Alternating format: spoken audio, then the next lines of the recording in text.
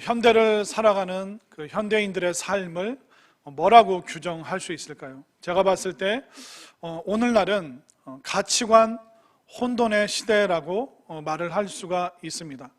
가치관이 혼돈하다, 이 말이 뭐냐면 사람들이 진짜 가치 있는 것은 쓸모없다고 생각하고 쓸모없는 것은 너무 귀하게 여기는 그런 가치관을 바로 가치관 혼돈의 사회라고 이야기를 하는 것입니다. 예를 들면 오늘날 많은 사람들이 시간보다는 명품 시계에 집착할 때가 있습니다. 그리고 복된 가정보다는 화려한 그 집이라는 건물에 영혼을 끌어모으는 사람들이 많이 있습니다. 또 어떤 사람들은 그 건강한 잠보다 값비싼 그 침대에 집착하는 사람들이 있죠. 그러나 우리가 시간이 지나보면 어떻습니까? 우리가 나이가 들면 명품 시계보다 시간이, 하루하루의 시간이 얼마나 소중한지 우리가 그때서야 알 수가 있습니다. 또 인생에 진짜 위기가 찾아와야지 내가 머무는 집보다 우리의 가족과 가정이 더 소중하구나. 그리고 우리가 건강이 나빠진 후에야 비싼 침대보다는 건강한 잠이 얼마나 나를 행복하게, 진짜 기쁘게 만들어주는가, 그때서야 우리가 알 수 있는 것이죠. 그러면 우리가 인생을 다 살고 나서, 정말 좋은 시절 다 보내고 나서 그 시간과 또 가정과 또 잠의 소중함, 나중에서야 우리가 깨달아서야 되겠습니까? 저는 여러분들이 정말 가치 있는 것을 귀하게 여기고 또 정말 소중하지 않는 것은 우리가 조금 더 그 우선순위에서 나중으로 좀 밀어낸다면 우리는 정말 더 복되고 아름다운 인생을 살 수 있다는 것을 여러분들 꼭 믿으시기를 바랍니다. 자, 오늘 시편 39편은 다윗이 지은 시입니다. 근데 다윗은 누구였습니까? 이스라엘의 왕이었습니다. 왕이라는 것은 부귀영화, 권력, 재물, 본인이 원하는 것을 다 갖고 있는 사람, 그것을 누려본 사람입니다. 근데 그 모든 것을 다 누려본 다윗이 오늘 본문에서 뭐라고 고백하는지 아십니까? 7절 말씀을 보십시오. 7절, 주여 이제 내가 무엇을 바라리요? 나의 소망은 주께 있나이다. 다윗이 참 위대하다는 것이 바로 이런 고백을 통해서 알 수가 있습니다. 다윗은 엉뚱한 곳에 가치를 부여하는 것이 아니라 모든 부귀영화 다 누려봤지만 진짜 내 소망, 나의 희망은 바로 내 하나님, 바로 내 주께 있습니다. 이런 고백을 했던 사람이 바로 다윗이라는 것입니다. 그래서 하나님께서 다윗을 말씀하실 때 내 마음에 합한 사람, 내 마음에 쏙 드는 그 한 사람이 있는데 그 사람이 바로 다윗이다. 바로 하나님의 극찬, 칭찬을 받았던 사람이 바로 다윗인데 엉뚱한 것에 가치를 부여하는 것이 아니라 바로 하나님께 소망을 두는 가장 놀라운 가치를 부여했기 때문에 하나님께서도 그 올바른 인생을 살아가는 그 다윗을 칭찬하신 것이죠. 그러면 어떻게 하면 우리가 다윗처럼 주님께 소망을 두는 삶을 살 수 있을까요? 첫 번째는 내 연약함을 알 때 우리는 주님께 소망을 두는 풍성한 인생을 살아갈 수 있습니다. 자, 4절 말씀을 볼까요? 여호와여 나의 종말과 연한이 언제까지인지 알게 하사 내가 나의 연약함을 알게 하소서. 다윗이 고백하는 것이 뭐냐면 내 인생의 연약함, 우리가 너무나도 연약하기 때문에 소망을 주님께 둬야 된다. 여기에 대해서 다윗이 말하고 있습니다. 다윗이 바라보고 있는 이 인생의 연약한 이유는 뭐냐면 우리 인생에는 종말이 있고 또 우리의 연한이 있다는 겁니다. 그러니까 우리가 수명의 한계가 있다는 것, 이거를 깨닫고 나니까 다윗이 인생이 진짜 연약하구나. 여러분들 아마 장례식장 많이 다녀보셨죠? 근데 장례식장의 그 분위기를 보면 엄숙하지만 사람들이 느끼지 못하는 것은 뭐냐면 저 영정사진의 주인공이 언젠가 내가 될 거라는 그 인식이 없이 그냥 무덤덤하게 그 자리에 있는 분들, 유가족임에도 불구하고 삶과 죽음에 대해서 전혀 생각하지 못하는, 느끼지 못하는 그런 분들을 참으로 많이 보게 됩니다. 그러나 분명히 우리의 연한이 있습니다. 수명의 한계가 있고 우리 인생은 마지막 때가 있다는 것입니다. 마지막 때는 그냥 갑자기 우리에게 오는 것이 아닙니다. 마지막 때는 우리를 두 부류로 나누게 합니다. 우리가 하나님 앞에 서게 될 때 누군가는 칭찬받는 종이 될 것입니다. 착하고 수고했다. 정말 네가 너무나도 그 땅에서 수고했구나. 이제 너는 너의 복락을 누릴지어다.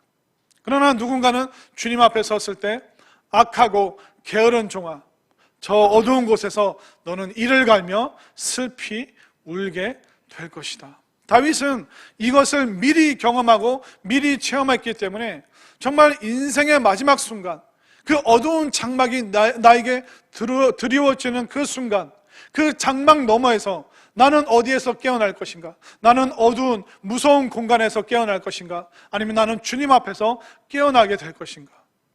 인생이 참으로 더덥고 인생의 이 수명의 연한, 모든 물건에도 유통기한이 있는 것처럼 우리 인생에도 이 수명의 한계가 있구나. 얼마나 우리가 연약한 존재인가. 그렇기 때문에 다윗은 자신의 그 연약함, 인생의 그 한계를 느꼈기 때문에 정말 소망을 주님께 둬야지, 이 소망을 엉뚱한 데 두었다가는 큰일 나겠구나. 이것을 깨달았기 때문에 다윗은 나의 연약함으로 인하여 주님께 소망을 둡니다 라고 고백하고 있는 것입니다. 여러분들도 우리의 연약함으로 인하여 좌절하는 것이 아니라 우리의 연약함으로 인하여 오히려 주님께 소망을 둘 수 있는 다윗과 같은 믿음의 고백을 여러분들이 할 수 있게 되기를 소망합니다. 다윗은 얼마나 우리가 연약한 존재인가. 그 고백처럼 우리도 똑같은 고백을 해야 됩니다. 우리 인생이 무엇입니까? 성경은 우리 인생이 질그릇 같다고 말합니다. 질그릇이 무엇입니까? 진흙으로 만든 그릇이죠. 본차이나도 아닙니다. 코렐도 아닙니다. 값비싼 것도 아닙니다. 우리 인생은 진흙으로 만든 토기에 불과할 뿐입니다. 진흙으로 만든 그릇은 작은 충격에도 금이 가고 산산조각 나고 깨지고 그 속에 있는 것을 다 쏟아내버릴 때가 너무나도 많습니다. 이게 바로 우리 인생이라는 것이죠. 질그릇처럼 연약한데 우리에게는 하나의 소망이 있어요. 그것이 뭐냐면 이 질그릇 안에 무엇을 담느냐, 이 그릇 안에 뭐가 담겨 있느냐에 따라서 이 그릇의 위치와 가치가 결정되는 것입니다.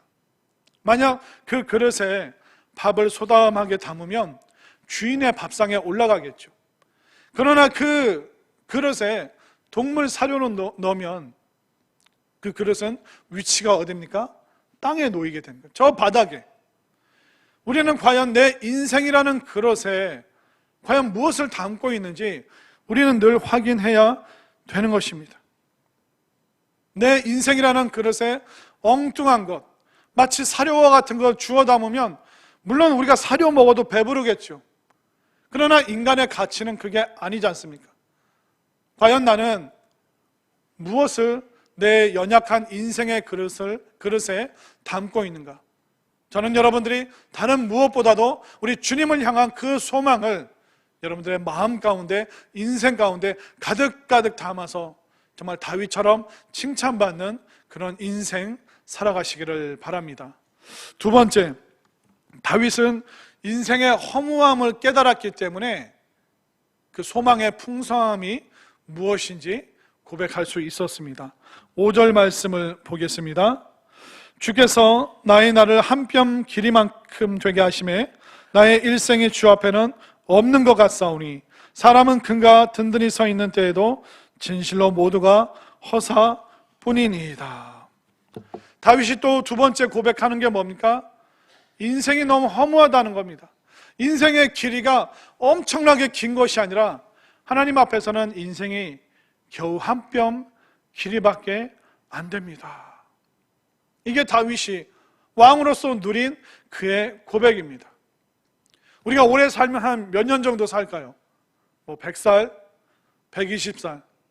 그런데 그 100년이라는 그 세월은 1000년, 만년, 영원한 시간에 비하면 다윗이 느꼈을 때는 그것은 점이고 겨우 한 뼘밖에 안 되는 그런 길이에 불과한 허무한 그 인생의 길이다라고 말을 하고 있습니다. 결국 다윗은 그 짧은 인생 동안 모든 부귀영화를 다 누려봤어요. 먹고 싶은 거 먹고, 소유하고 싶은 거 소유하고, 권력과 힘과 수많은 장수를 거느리고 본인의 힘을 행사해봤습니다. 그러나 그 모든 부귀영화를 다 누려봤지만 그가 5절에서 고백하고 있는 것은 인생이 참 허무하더라. 여러분들, 부귀영화 이게 허무한 겁니까? 아니면 여러분들이 진짜 갖고 싶은 겁니까? 솔직하게 말해보세요. 우리는 부귀영화 너무 아쉽잖아요. 너무 갖고 싶잖아요. 근데 그것을 다 가져보고 누려본 사람이 뭐라고 얘기하냐면 허무하더라. 보통 사람이 인생 허무하다 얘기하면 그냥 그러려니 생각할 수 있겠죠. 그러나 부귀영화를 다 소유하고 누려보고 행사해본 사람이 허무하더라. 다 그게 허사더라. 그러면 우리가 그런 누려본 사람의 이야기는 귀담아 들어봐야 되는 것입니다. 여러분들, 제주도에 살아본 사람과 안 살아본 사람이 제주도 얘기하는데 누구 말이 맞습니까? 살아본 사람. 하와이 가본 사람이랑 안 가본 사람이 있는데 누구 말이 더 정확합니까? 가본 사람. 우리는 부귀영화를 정말 목숨 걸고 거길 향해서 달려가고 있는데 이미 그것을 누려본 사람이 인생 참 허무하더라. 그렇게 말하고 있다는 것은 그것을 가보고 경험한 그 사람의 말이기 때문에 우리가 소중하게 이 이야기를 지금 들어야 된다는 것입니다. 다윗 다 누려봤습니다. 원하는 거, 갖고 싶은 거 가져봤는데 그것을 가져보니 또 허무가 찾아오고 또 찾아오고, 내가 이거 가지면 내가 만족하겠다 싶었는데 그것을 가져봤지만 또 불만족, 또 불만족. 그 인생의 허무 앞에서 다윗이 고백하는 것은 뭐냐면 결국 부귀영화가 아니라, 정말 그것도 너무 감사하지만 주님께 소망을 둘 때 내 인생의 허무가 사라집니다. 그 고백을 다윗이 하고 있는 것이죠. 미국에 제임스 dobson이라는 굉장히 유명한 목사님이 계십니다. 근데 이 목사님이 어느 날 소포를 받았는데 그 소포를 뜯어보니까 트로피가 있는 거예요. 이 제임스 dobson 목사님이 대학 시절에 테니스 선수였는데 그러니까 미국 전체 대학생 그 테니스 대회 챔피언 그 트로피가 이제 몇 개가 이제 그분 앞에 배달이 된 거예요. 거기에 이제 쪽지가 이제 편지가 써 있어서 읽어봤더니 제임스 dobson 목사님, 저는 무슨 대학 옆에 사는 주민인데 그 대학교를 이제 거닐다가 쓰레기장 옆을 지나는데 번쩍번쩍 빛나는 트로피가 있어서 유심히 봤습니다. 근데 그 트로피에 내가 아는 목사님 이름이 써 있어서 이 트로피를 버리기에는 좀 그래서 목사님께 소포로 보내드렸습니다. 지금 이 대학교가 재건축을 하고 있고 리모델링을 하고 있는데 아마 옛날 물건들을 다 버린 것 같습니다. 목사님께는 이게 의미가 있겠죠. 그 제임스 dobson 목사님이 그 설교 중에 뭐라고 얘기했냐면 이렇게 말했습니다. 얼마간 시간이 흐르면 당신 삶의 모든 트로피는 누군가에 의해 버려지게 될 것입니다. 우리도 누군가로부터 받은 그런 상패가 있죠. 공로패가 있죠. 크리스탈로 아니면 금박으로 잘 꾸며놓은 그런 트로피들이, 상패들이 분명히 있을 겁니다. 근데 우리가 이사 몇 번 다니면 그거 무거운 짐이 됩니다. 진열장에 놔두면 그나마 낫죠. 저 구석에 처박아 놓습니다. 짐이니까. 근데 만약 여러분들이 이사를 몇 번 다니다가 이제 마지막 이사, 여러분들이 천국으로 이사 가고 나면 이 땅에 있는 그 트로피 상패를 남아있는 사람들이 어떻게 할까요? 그것은 상상에 맡기겠습니다. 이게 우리가 이 땅에서 내가 그렇게 소중하게 여기고 내가 누리지 못할 그 부귀영화를 쫓아간 그 삶의 마지막은 결국 허무라는 겁니다. 아무도 기억해 주지 않고 아무도 그것을 생각하지 않고 기념하지 않기 때문에 내가 그렇게 귀하게 여기는 그거, 어떻게 보면 이 짧은 인생 동안 결국 허무함으로 느껴질 수밖에 없는 것이죠. 저는 여러분들이 인생을 길이가 아니라 무게로 보셨으면 좋겠습니다. 왜냐하면 인생의 길이는 너무 짧다는 것, 이건 우리가 누구나 다 알고 있는 사실입니다. 그렇기 때문에 우리가 인생을 지금 길이로 볼 것이 아니라 무게로 봐야 되는 거예요. 과연 나는 이 인생이라는 이 그릇에 과연 얼마만큼 무게감 있고 안정감 있는 것으로 내가 채우고 있는가? 우리 인생은 결국 무엇인가를 계속 채우는 거예요. 그러나 채워야 될 곳에 채우지 않으면 그곳에 찾아오는 것이 바로 허무라는 감정입니다. 하나님께서 우리를 세 가지로 만드셨어요. 영, 혼, 육으로 만들었습니다. 근데 하나님이 만드신 이 영, 혼, 육은 뭔가 채워야 됩니다. 우리는 불교의 영향을 받다 보니까 비우면 탁월한 존재가 될 거라고 생각하지만 그렇지가 않습니다. 우리는 비워야 사는 존재가 아니라 채워야 되는 존재입니다. 우리의 육체는 어떻습니까? 먹는 것으로 채워야 됩니다. 먹는 것으로 채우지 않고 몸을 계속 비우면 결국 굶어서 죽게 되는 것입니다. 그래서 우리는 음식으로 채워야 되는 그 육체를 갖고 있는 것이죠. 그리고 우리는 혼적인, 정신적이고 정서적인 존재로 만들어졌습니다. 그래서 우리는 기쁨과 감사와 평화, 은혜, 이런 걸로 우리의 정서와 정신을 채워야 됩니다. 그러나 많은 사람들이 기쁨과 감사가 아니라 쾌락으로, 짜릿한 것으로, 현란한 것으로 우리의 감정과 정신을 채울 때 거기서 오는 그 괴리감은 바로 허무라는 느낌입니다. 아무리 자극적인 것을 해도 우리는 그 순간에 만족해도 그 다음에는 더 큰 자극, 더 큰 자극. 그래서 우리는 그 자극으로 만족하는 것이 아니라 끊임없이 우리는 불만족할 수밖에 없습니다. 그리고 우리의 영혼, 여기는 우리가 하나님만으로 채울 수 있는 공간입니다. 근데 이 공간을 하나님으로 채우지 못하니까 세상 사람들이 뭘로 채우냐면 유사영성으로 채웁니다. 영적인 게 아닌데 영적으로 둔갑한 것들이 많이 있죠. 명상, 단전호흡 센터, 기수련, 이런 걸로 우리가 뭔가 초월적인 세상에 다가갈 수 있다고 생각하는데 다 그거 유사영성, 가짜입니다. 진짜가 아닙니다. 요가 하시는 분들이 있죠. 요가가 그 육체적인 동작을 통해서 뭘로 이끄냐면 명상, 마음 수련, 또 무슨 요가 음악, 그런 음악을 틀어놓고. 그러나 우리의 영혼은 그런 유사 영성으로 채울 수 있는 게 아닙니다. 이상한 종교로 채울 수 있는 게 아니에요. 우리가 하나님만으로 채울 수 있는 그 공간, 결국 우리 인생을 무게로 봤을 때 정말 내 영혼을 하나님의 은혜로, 하나님의 기쁨으로, 하나님의 소망으로 채우고 있는가, 채우지 않고 있는가. 우리의 영혼이 하나님으로 꽉 차지 않으면 우리의 영혼은 너무 가볍죠. 너무 가벼운 것은 어떻습니까? 이리저리 휩쓸려 다닐 수밖에 없습니다. 우리의 영혼이 갈팡질팡할 수밖에 없는 것이죠. 우리가 심지어 교회를 다니고 있음에도 불구하고 하나님의 말씀으로, 하나님의 영광으로 내 영혼을 채우지 않으면, 여러분들 교회 다니는 그 길이가 아무리 길어져도 영혼의 안정감이 없기 때문에 이리 기웃 저리 기웃, 우리는 방황할 수밖에 없는 것입니다. 여러분들 어떻습니까?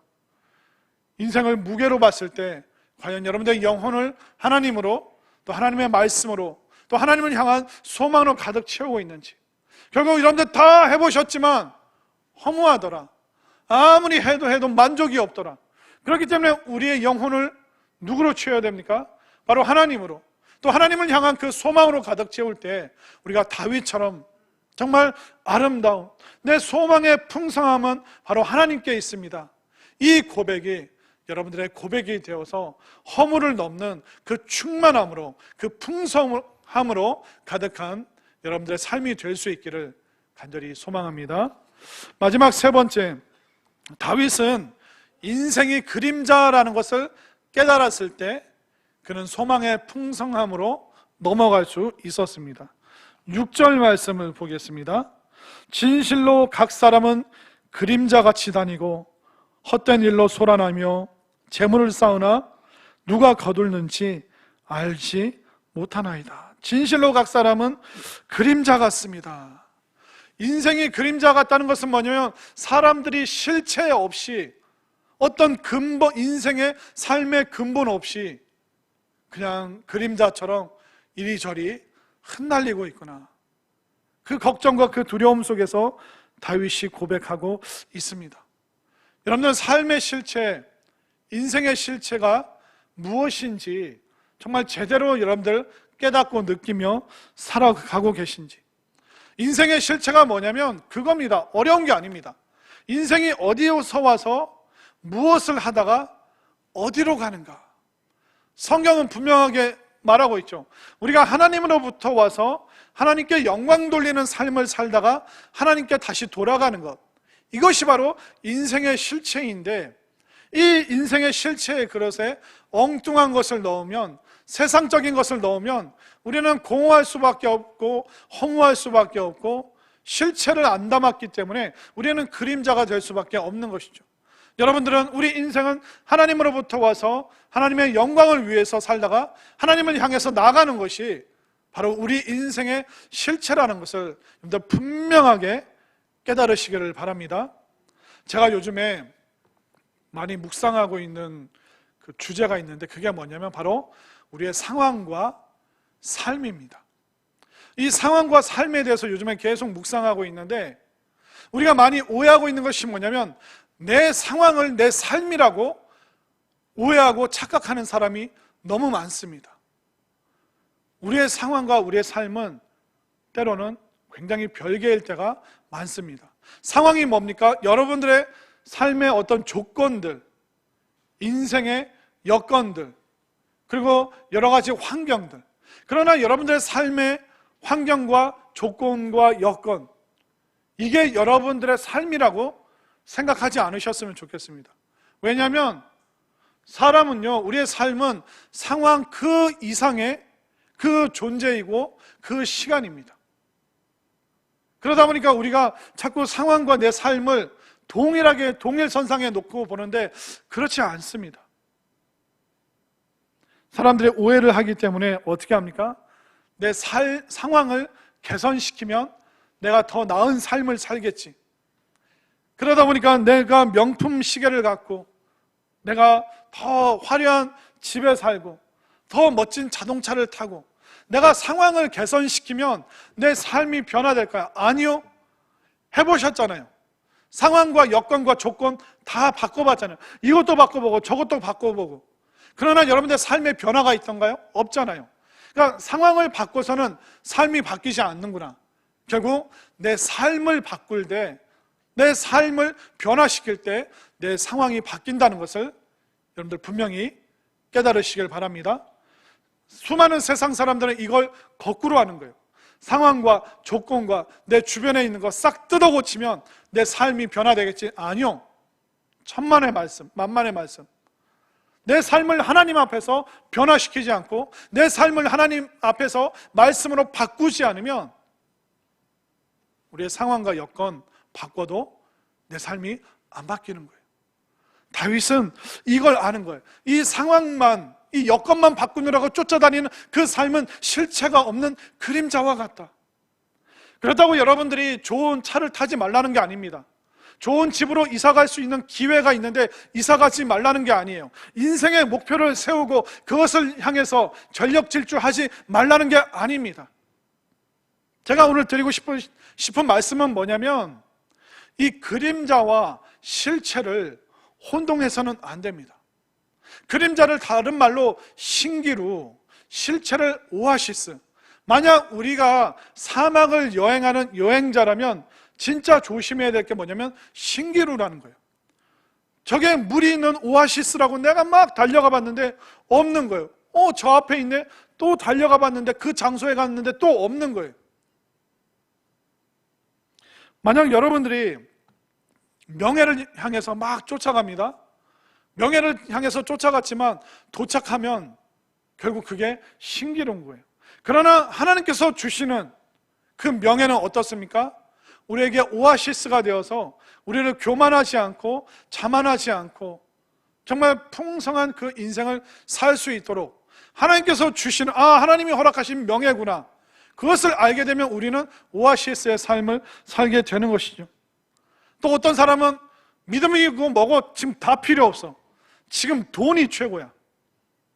예배는 나중에 드려도 돼. 지금 돈이 우선이야.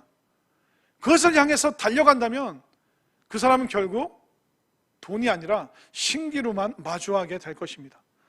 그러나 다윗이 역대상 29장에서 고백하는데, 인간의 그 부와 귀, 부귀 영화는 하나님께 있습니다. 하나님께서 이것을 주십니다. 하나님께서 이 모든 것을 허락하십니다. 여러분들이 만약 그렇게 고백할 수 있다면 여러분들은 오아시스에 있는 거예요. 여러분들 오아시스에 도착한 것입니다. 그러나 뭐 믿음이고 뭐고 예배고 뭐 다 소용없어. 돈이 최고야. 그럼 그 장소에 가도 신기루, 그림자밖에 없는 것입니다. 그러나 이 모든 것 하나님이 주신 것이다. 직업도 하나님께서 주신 것이고, 이 일터도 하나님께서 주신 것이다.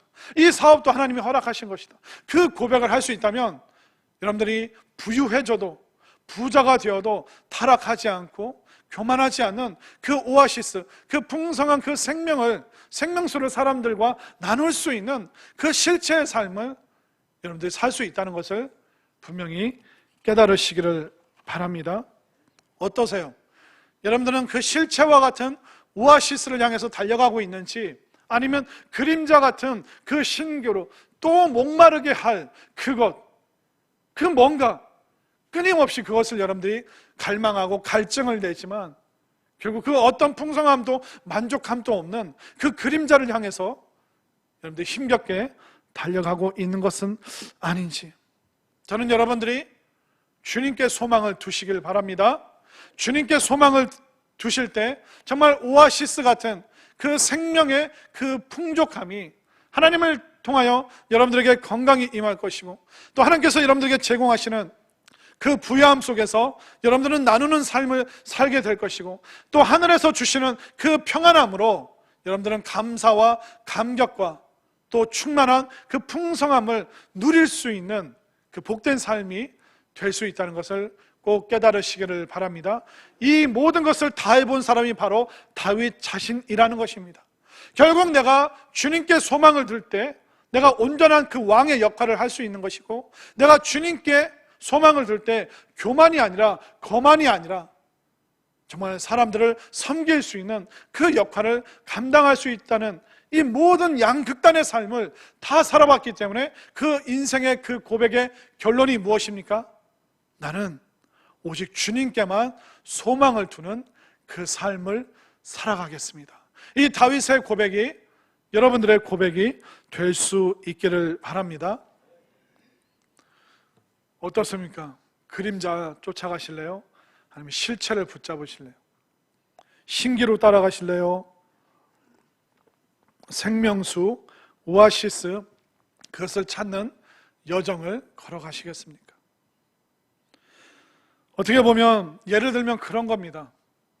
회사에 김 부장님은 있는데 지금 교회에 김 집사님이 안 계시다? 그 위험한 겁니다.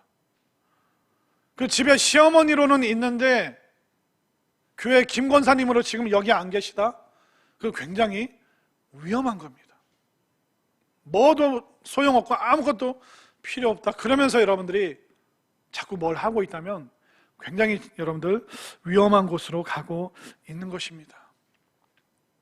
인생은 결국 내가 무엇에 내 인생을 걸며 살아갈 것인가. 야구 선수가 야구에 목숨을 걸고 축구 선수가 축구에 목숨을 걸고 얼마나 멋집니까?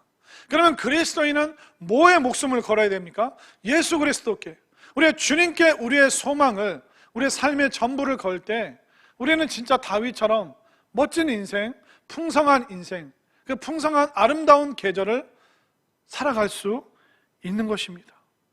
지금 여러분들 집에 달력 몇 장 남았습니까? 11월 달이에요. 이거 뛰면 한 장밖에 안 남아요. 이게 우리 인생이라는 겁니다. 아니, 이 코로나 언제 끝날지 전전긍긍하면서 올 한 해 살았는데 벌써 이제는 달력 한 장밖에 안 남았습니다. 그렇기 때문에 우리가 실체를 붙잡지 않고, 우리가 인생의 정말 본질을 붙잡지 않고 상황과 여건과 그림자, 허무한 거, 자꾸 그런 거 따라가다 보면 우리 인생 어떻게 될지 감히 말할 수 없습니다.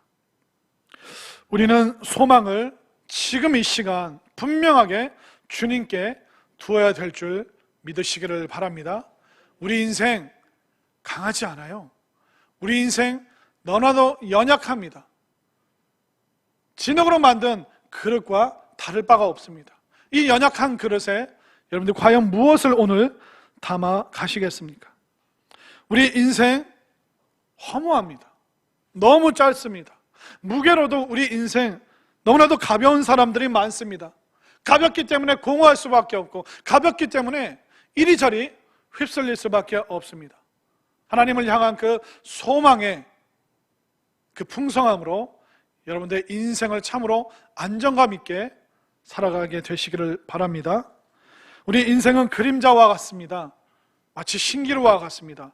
실체를 붙잡지 않으면 우리는 상황에 떠밀려서 살아가게 될 것입니다. 그러나 상황을 바꾼다 해서 내 삶이 변화되는 거 아닙니다. 내 삶을 바꿀 때 내 상황이 그때서야 변화되는 것이죠. 저는 여러분들이 다윗처럼 정말 인생의 그 소망을, 인생의 풍성함이 바로 주님께 있습니다. 이 다윗처럼 고백하여서 다윗처럼 멋지게 승리하는 정말 풍성한 그 계절을 살아갈 수 있는 우리 모두가 될 수 있기를 간절히 소망합니다.